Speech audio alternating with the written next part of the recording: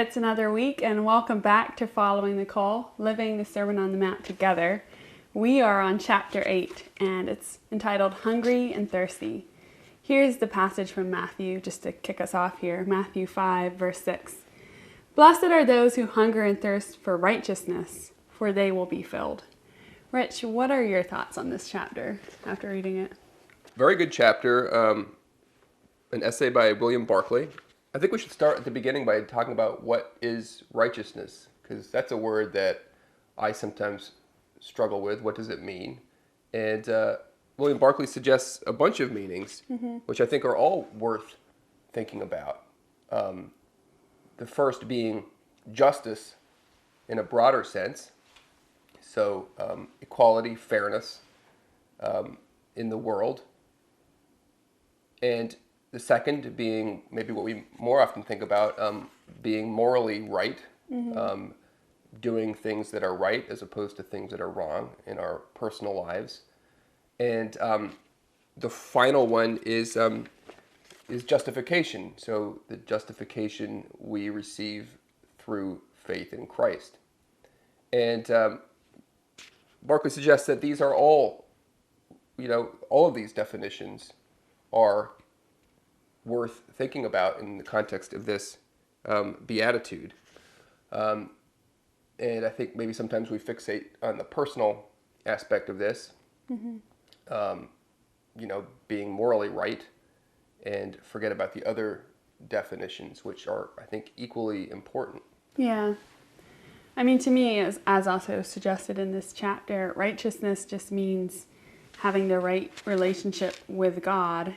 And I think as human beings, that's not like that's never going to be a constant state for us until, we enter the kingdom of heaven where everything is made perfect. And so I think it's just longing to have that, to have a right relationship with God and faith.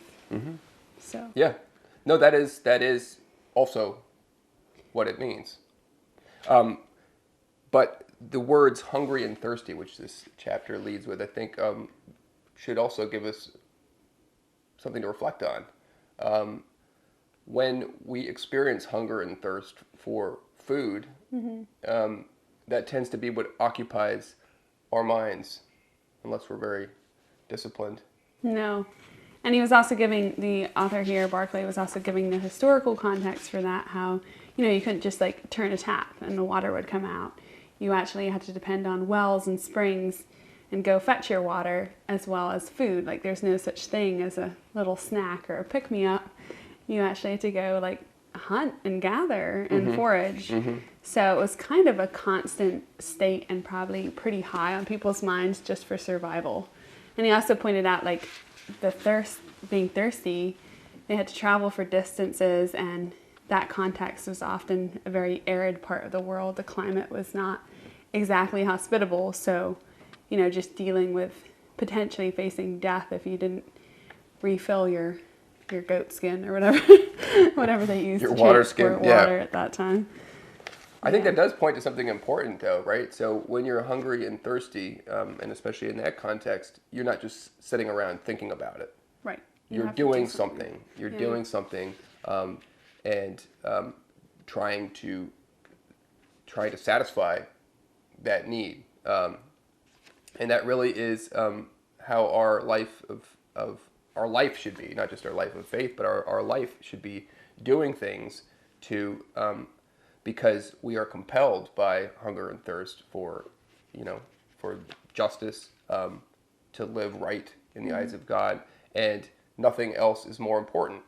I think he also speaks in this chapter about Jesus, the story of the rich young ruler, Matthew 19, who actually lived a morally right life, right? He obeyed all the commandments since his youth. Yeah. And Jesus is saying, well, if you really want to be right with God, if you really want the whole deal, then nothing can be more important than that. Please sell everything you possess and come and follow me, which the man was unable to do because he was unable to take that final step. And in our life in community. That's something that we're challenged to do.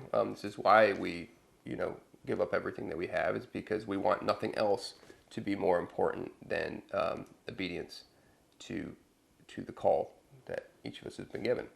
Mm.